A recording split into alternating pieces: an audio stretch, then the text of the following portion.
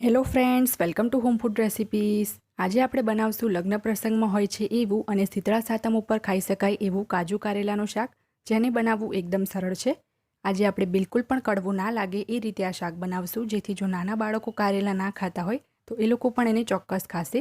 Lunch કે ડિનરમાં બનાવીને આ શાકને તમે પૂરી, રોટલી કે ભાખરી સાથે ખાઈ શકો છો. તો ચલો એને બનાવવાનું શરૂ કરીએ. સૌથી પહેલાં તો અહીંયા મેં 250 ગ્રામ જેટલા કારેલા બરાબર ધોઈને લઈ લીધા છે. હવે આપણે એનું આગળનો અને પાછળનો થોડોક ભાગ કાપીને એક પીલરની મદદથી ઉપરથી થોડું થોડું આ રીતે છોલી લઈશું. કારેલાની જે ઉપરની સ્કિન હોય છે થોડી હાર્ડ અને રફ હોય છે, તો આપણે આ રીતે એને કાઢી લેવાની છે. કારેલાની સ્કિન કાઢ્યા પછી આપણે એને 2 ભાગમાં વચ્ચેથી કાપી લેવાના છે. એ પછી આપણે એને લાંબા લાંબા ટુકડામાં સમારી લઈશું. જો તમારે એને ગોળ ટુકડામાં કાપવા હોય તો તમે ગોળ પણ કાપી શકો છો. અહીંયા હું આ રીતના એના લાંબા ટુકડા રાખું છું. તો બાકીના બધા જ કારેલાને આપણે ઉપરથી થોડા થોડા છોલીને આ રીતે લાંબા ટુકડામાં સમારીને તૈયાર કરી લેવાના છે.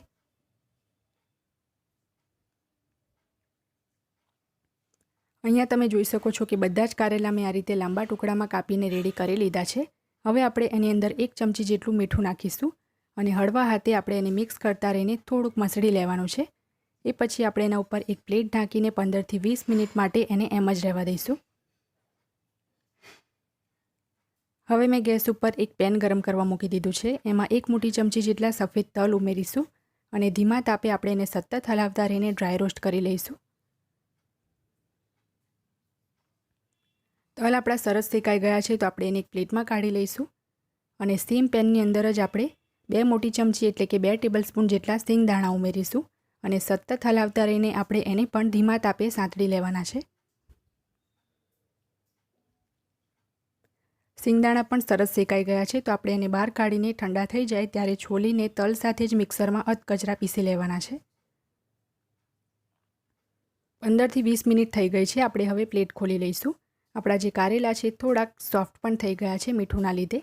તો હવે આપણે આ રીતે 2 હાથથી દબાવીને એનું બધું જ પાણી નીચવી લઈશું અને એક પ્લેટમાં મૂકી દઈશું. નીચવતી વખતે કારેલા તૂટી ન જાય એનું થોડુંક ધ્યાન રાખવું, એટલે હળવા હાથે જ આપણે એને દબાવશું અને આ જ રીતે બાકીના બધા જ કારેલાનું પાણી હું નીચવી લઈશ. કારેલાની જે કંઈ પણ કડવાશ છે એ આ જ પાણી સાથે જતી રહેશે, તો આ શાક જે છે બિલકુલ પણ કડવું નહીં લાગે.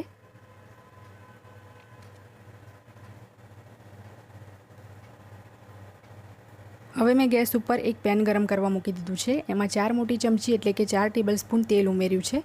તેલ થોડુંક ગરમ થઈ જાય ત્યારે આપણે એની અંદર 1/3 કપ જેટલા કાજુના ટુકડા ઉમેરીશું અને થોડાક લાઇટ બ્રાઉન થાય એ પછી આપણે એને કાઢી લેવાના છે. તો સતત એને હલાવતા રહેવું, જેથી નીચેથી બળી ના જાય. હવે તમે જોઈ શકો છો કે આપણા કાજુ થોડાક લાઇટ બ્રાઉન થઈ ગયા છે, તો આપણે આને બહાર કાઢી લઈએ. હવે સેમ તેલની અંદર આપણે અડધી ચમચી જેટલું જીરું અને અડધી ચમચી સફેદ તલ ઉમેરીશું. 1/4 ટીસ્પૂન એટલે કે 5 ચમચી હિંગ ઉમેરીશું અને 1 મોટી ચમચી જેટલી આપણે આદુ અને લસણની પેસ્ટ ઉમેરીશું. ધીમા તાપે આપણે આને અડધી મિનિટ માટે સાંતળી લેવાની છે. આદુ લસણની પેસ્ટ બરાબર સાંતળાઈ જાય એ પછી આપણે એની અંદર જે કારેલા મીઠામાં એડ કર્યા હતા એ એડ કરી દઈશું. કારેલાને મેં 20 મિનિટ રાખ્યા પછી નીચવી લીધા હતા અને એને મેં ધોયા નથી, એમાં જ ઉમેર્યા છે. તો મીઠું હજી પણ આમાં હશે, એટલે પછી આપણે એની અંદર મીઠું એડ નહીં કરીએ. જો જરૂર લાગે તો તમે ચાખીને 5 ચમચી જેટલું એડ કરી શકો છો.